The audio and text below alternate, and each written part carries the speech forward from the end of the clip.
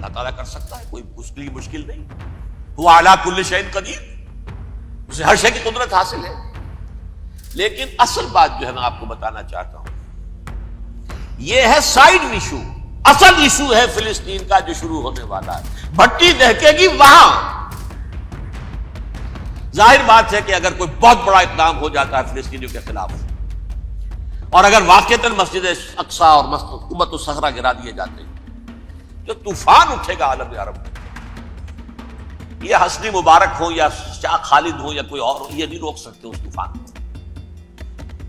نوجوان خون اٹھے گا، غیرت اور جو بھی حمیت ہے.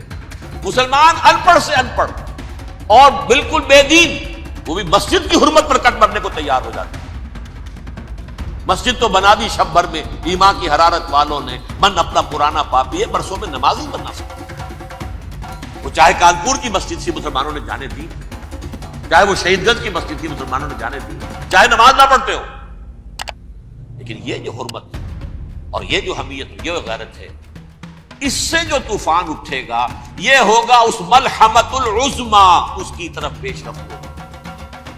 کتاب الملاحم سے احادیث کے حوالے سے یہ جن جنگوں کا حوالہ دیا حضور نے، پیشن گوئی کی ہے، اس کا نقطہ آغاز تھا خلیج کی جنگ. صدام حسین نے اسے کہا تھا یہ مدر آف وارز ہے، ام المحارب، یہ ایک جنگ نہیں ہے. اس کا نقشہ بھی حدیث میں موجود ہے، پیشن گوئی موجود ہے، اس وقت بھی ہم نے شائع کی تھی. لیکن اس میں جو جنگ اب ہونے والی وہ الملحمۃ العظمی. ملحمہ کسے کہتے ہیں؟ لحم گوشت کو کہتے ہیں، اور قصائی کی دکان کو عربی میں ملحم کہتے ہیں، جہاں گوشت کے ٹکڑے کیے جاتے ہیں. آج کل مشینوں سے ہوتے ہیں، اب جو ہے وہ ہاتھ سے چھریوں سے نہیں ہوتے، لیکن ٹکڑے ہو رہے ہوتے ہیں، جسموں کے چیتھڑے اڑ رہے ہوتے ہیں. ملحمہ، یہی لفظ استعمال کیا تھا حضرت سعد ابن عبادہ نے رضی اللہ تعالی عنہ یوم فتح مکہ. ان کے دل میں تھا کہ اب ہم انتقام لیں گے ان عربوں سے، ان قریش سے. الیوم یوم الملحمہ، الیوم یوم الملحمہ، یہ کہتے ہوئے جا رہے تھے. ایک خاص کیفیت، آج ہے گوشت کے ٹکڑے اڑانے کا دن. حضور سے کہا کسی نے جا کر کے ساتھ تو یہ کہہ رہے ہیں الیوم یوم الملحمہ، یوم یوم الملحمہ. حضور نے فرمایا نہیں، ان سے کہو جا کر الیوم یوم المرحمہ، الیوم یوم المرحمہ، آج رحمت کا دن ہے، آج تو میں ان سب کو معاف کروں گا. لا تثریب علیکم اليوم، میں تم سے وہی بات کہہ رہا ہوں جو میرے بھائی یوسف نے کہی تھی اپنے بھائیوں سے.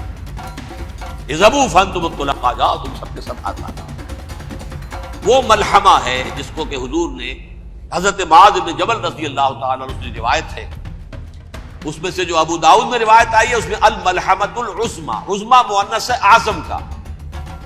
آپ کہتے ہیں جنگ عظیم اول، جنگ عظیم دوم. عظیم کا باپ ہو گیا اعظم، سب سے بڑا، اور اس کا مؤنث ہے سب سے بڑی، عظمی. الملحمۃ العظمی، سب سے بڑی لڑائی. میرے نزدیک یہ وار کے معنی میں نہیں ہے، بیٹل کے معنی میں.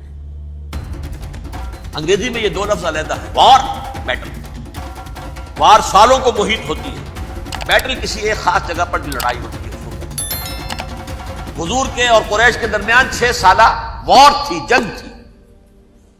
لیکن battles, battle of Uhud, battle of Badr, یہ بیٹلز تھی، لڑائیاں تھی. تو عظیم ترین جنگ شاید اس اعتبار سے نہ ہو جیسے کہ ورلڈ وار 1 اور ورلڈ وار 2، یعنی اس کی وسعت کا اتنا معاملہ نہیں اور طوالت کا نہیں. لیکن جو لڑائی جو ہے بیٹل ہونی ہے، جس کو کہ یہ لوگ، یا چونکہ میں نے کہا تھا شروع میں کہ سرما ہے میری آنکھ کا خاک حجاز و حول قدس. نیو ٹیسٹمنٹ کی آخری کتاب ہے the book of Revelation, Revelation of Saint John. اس میں آرمگڈون کہا گیا ہے اسے. ہر مجدون، یہ عبرانی لفظ ہے. ہر کہتے ہیں اونچی جگہ کو، سطح مرتفع. مجدون میگیڈو، میگیڈو ایک وادی ہے، مرتفع، وادی مرتفع.